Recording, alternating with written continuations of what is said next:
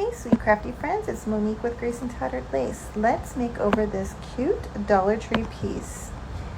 First thing I did was take a small piece of this white quilt, traced my butterfly, and then cut it out. Just trimming it down to make sure that it fits the back. Now we're just going to use 3 different colors. I have red, a navy, and an off-white. Any colors of your choice will work. You do not have to use these exact same colors. I went ahead and painted the blessed in the red, and obviously that outside trim of that butterfly in the blue. And now I just have a little wooden star cutout that I'm going to paint with some blue and some white. Now I went ahead and taped that off, but realized I needed it to be just a little bit longer, so I moved my tape strip down a little bit and added some more blue.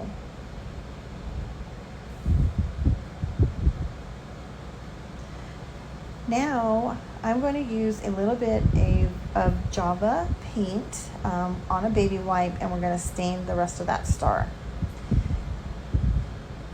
Now, I was going to go and paint that inner part of that butterfly white, but I decided after I stained that star that staining it brown would also be fantastic. So add a little bit of Java paint with some water and watered it down a little bit, used my baby wipe and put that on that trim. Now, had I planned this out ahead of time, I would have done that to begin with, instead of kind of having to fight this little battle of this tiny fine line. But it still worked out great and it looks fantastic. All right, there we go, and it just looks fabulous, I think. Now I'm going to go ahead and add some white stripes to my star. I just used some painter's tape to tape it off. I did take 2 coats of that white.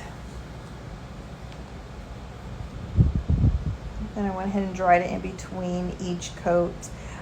My paint did bleed through a little bit, so I took a paintbrush and just straightened my lines out a little bit, and then added a white stripe across the top.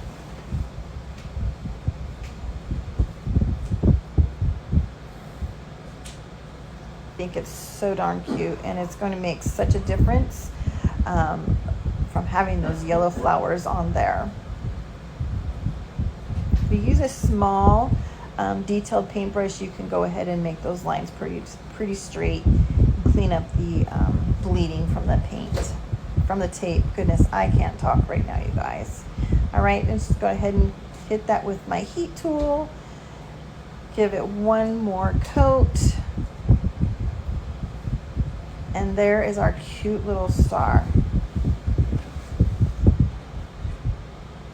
Went ahead and took my sanding tool and just roughed the edges up a little bit.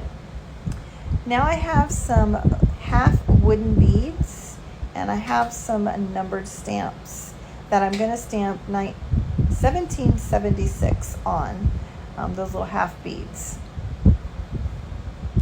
Kind of like they were a little wooden round. I didn't have any small enough wooden rounds to do it, so I went ahead and used the half beads, but I actually like how it gave it a really nice dimension. But if you don't have half beads, little wooden rounds will work just as well. Decided that I wanted to add some red onto that star once I played with those little wooden beads on there, so I took a piece of red ribbon and put it right across that white stripe that I did, and just glued it on with some hot glue, and then just trimmed it down so that it fit right on the star.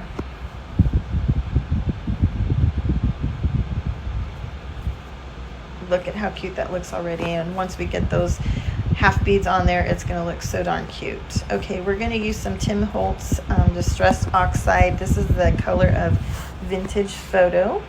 I'm using my blending tool. I'm pretty sure that tool came from Dollar Tree.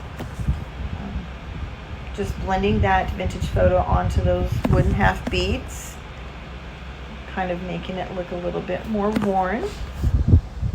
Like it's old and vintage, of course. And And then we just glued those on. All right, now I'm going to go ahead and take that quilt that we had cut out, and we're just going to glue it on to the back of our butterfly using some hot glue.